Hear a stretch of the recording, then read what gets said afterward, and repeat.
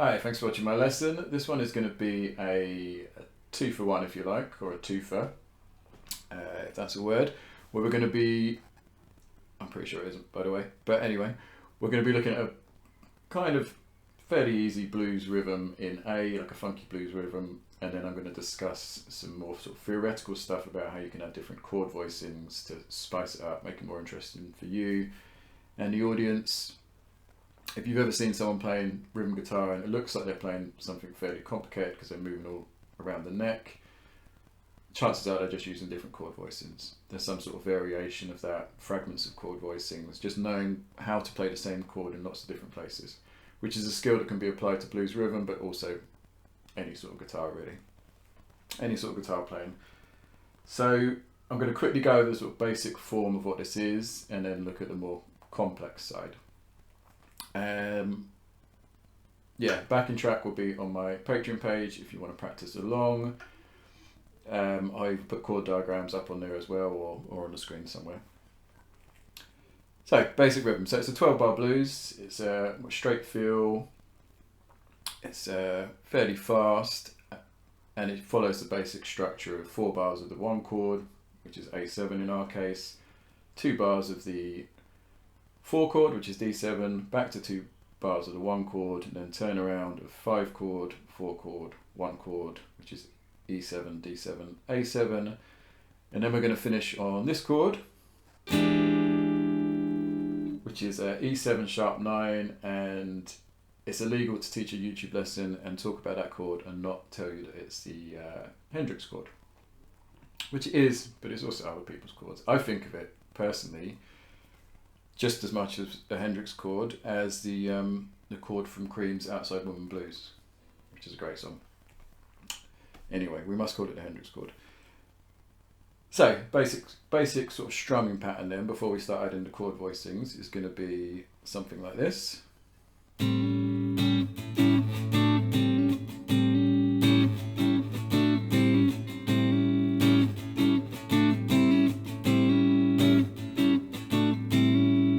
First 4 bars. What I'm doing there is I'm playing your E-shaped voicing. So you imagine an E7, bring it up here on the 5th fret, we've got an A7. But I'm really primarily only playing the D, G and the B strings. And I'm starting off on 5, 5, 5. And then my first strum, I'm hammering on to the major 3rd, which is 5 to 6 on the G string. I'm also using my thumb to hold the root note, which is the 5th fret on the A string, and I'm doing that. If you can't use your thumb for that, then just try and get it over so you're muting that string rather than sounding it. And by either muting it or holding it, you should also be muting the A string underneath. So we've got that. Strumming pattern,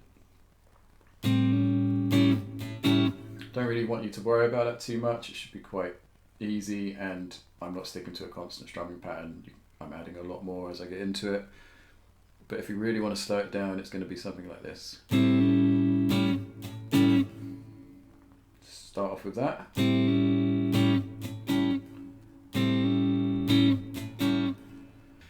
Down, down, and then another down, which is muted, and I'm muting it by raising these fingers off slightly. And then I'm coming with an up strum.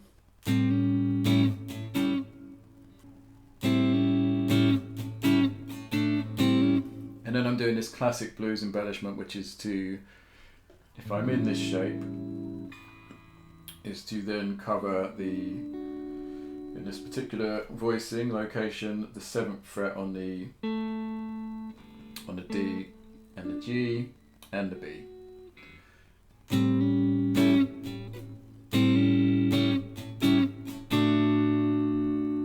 And because of the current fingering, I'm using my little finger for that. So 7, 7, 7.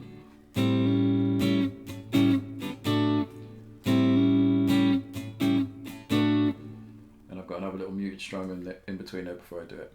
But essentially this.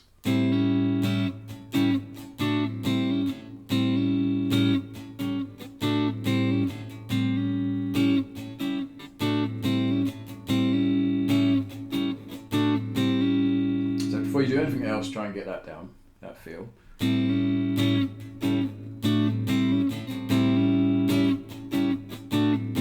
And I won't always do this little hammer-on bit on the sevenths.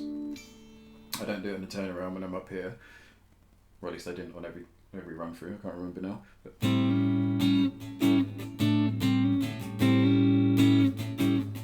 just do that.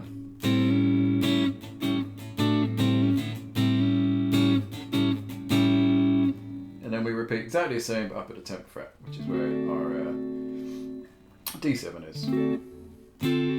So this time obviously 10, 10, 10, 10, hammer on from 10 to 11 on the G string.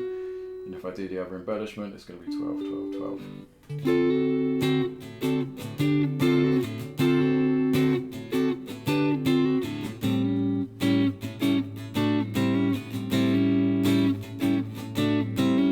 Then turn around, everything up at the 12th fret now. So that hammer on is 12 to 13 on the G string. Back to the 10 for the D7. Back to the A7 for our last bar. So that's just 2 down strums, a quick down up muted, and then 2 more down strums. So this is our E7 sharp 9, so 7 on the A string, 6 on the D, 7 on the G, 8 on the 8 on the 8. No, that doesn't make sense. 8 on the B. Sorry, long day.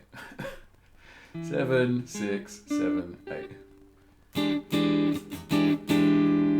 And that's it. That's the most basic structure. You can play that, it would sound good. But we're going to be talking about every second bar, certainly for the first 8 bars, every second bar, so the second, the fourth, the 6th, and the 8th. Halfway through the bar, we're going to change our chord voicing. So at the moment, we've exclusively used E-shaped voicings. We're going to be adding A-shaped voicings. We're going to be adding D-shaped voicings. And we're going to be adding slightly more complicated C-shaped voicings. I'm not going to get into the cage system. I'm not going to sort of try and confuse people too much on that. But essentially when you've got a C chord, an A chord, a G chord, an E chord and a D chord that we know from down here, C, A, E, E, D, they can all be played all over the neck as different chords, obviously. So this is a C, that's a D. As we move them, we lose the open string connection, so we have to change, we have to think about that, to change our voicings, we have to imagine where the nut would be in relation to it, and that gives us more options. So,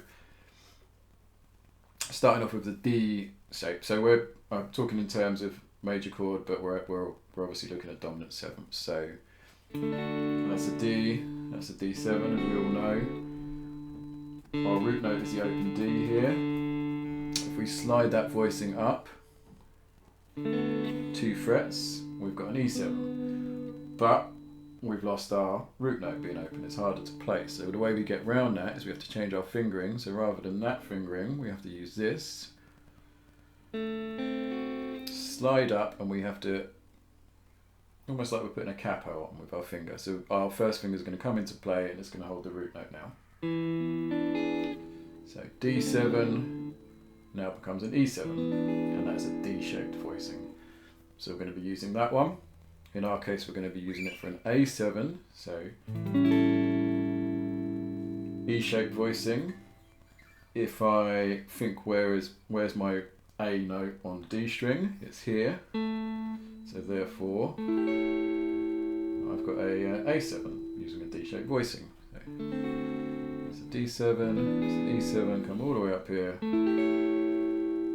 I've got an A7, so that's a good one to use. Then we've got the A-shaped voicing, so an A7 down here is this. Well, we're dictated by this is our root note. But we could also play it like this. So that's another voicing for an A7 down here, an open A voicing. And that's one we're going to use because our embellishments are just going to be using the D, G, B and E strings. So hopefully I'm not getting too complicated. It's hard to sort of gauge how much to go into this, but essentially we've got an A7 there. Come up here, root note D, play the same thing. Pinky on the 8th fret, bar in the 7th on the D, G, B, root note on the A string on the 5th fret, that's the D7. We're just going to play the top part of it, so we'll change our fingering. We're going to use our first finger to bar the 7, 7, 7, and then ring finger is going to play the 8. And we're not going to sound these two strings. And that's our second voicing, D-shaped voicing. So for that, in this particular tune we're playing, I'd probably use that for the A chord, the A7, and I'd come all the way up here. So we've got an E-shaped A7, D-shaped A7, an A-shaped A7, and then lastly we're going to look at the C shape. We're not going to look at the G because the G, when you're just playing these top 4 strings, is basically just exactly the same as the A. So we're not going to worry about that. The C one is slightly more complicated because the C7 that we all know, the shape we're going to be using, has this open string here, and it doesn't include a 5th. So a dominant 7th chord has a root note, a major 3rd, a 5th, and a flattened 7.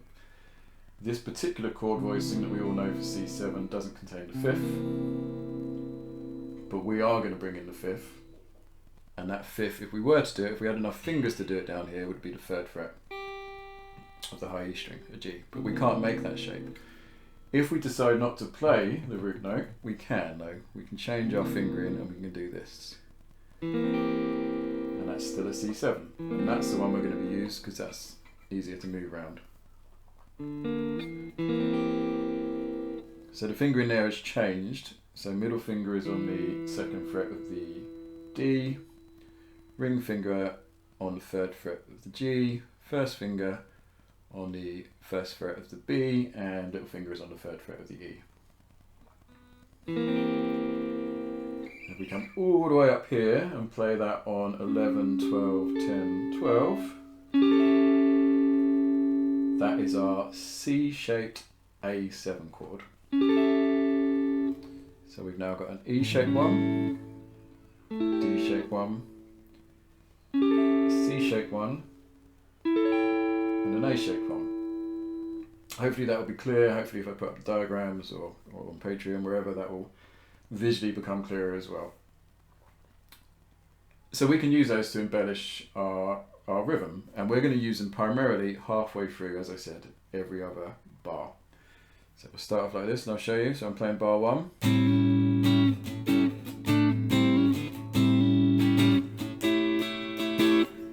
Halfway through bar 2, I've switched to our D-shaped voice. If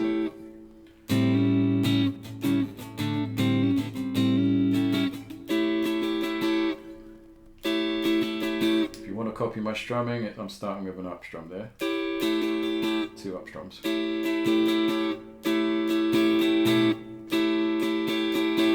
Up, up, down, up, down.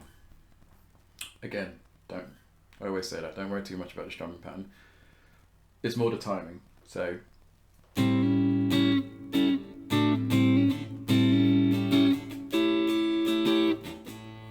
now we go to our 3rd bar. 4th bar, and this time we're going to come up to our trickier C-shaped voicing.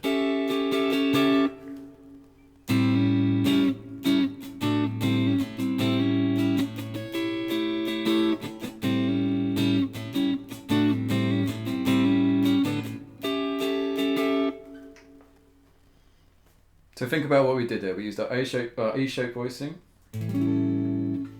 We then used our D1, and we used our C1. I said we're not looking at the G1, but we could have brought in our A-shaped one. To do that, we could have gone all the way down here and done it. I think it sounds better when you go up a register, so. Come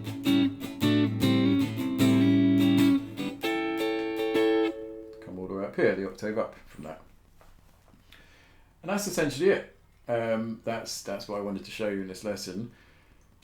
When we get to the 5 and 6 bars, we can do that again because we've got time to do it. We kind of need that second bar of the same chord to bring this in, if that makes sense. So we've got 5th bar.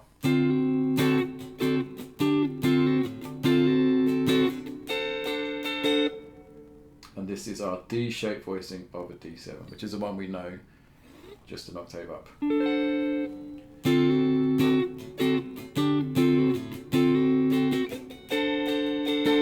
Or we could come down and do the A-shaped voicing, so.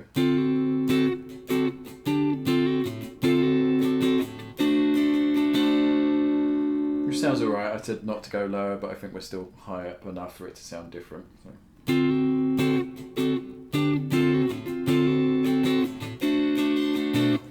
And then we go back to our 7th and 8th chords, so we've got 2 bars in a row of the same chord, so we can do it on the 8th bar.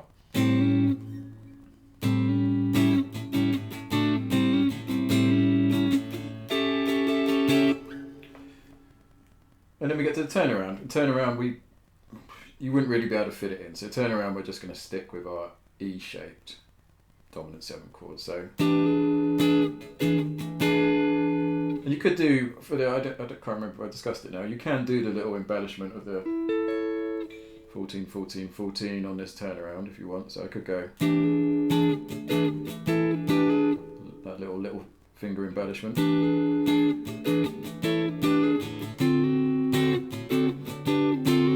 Or I could just go.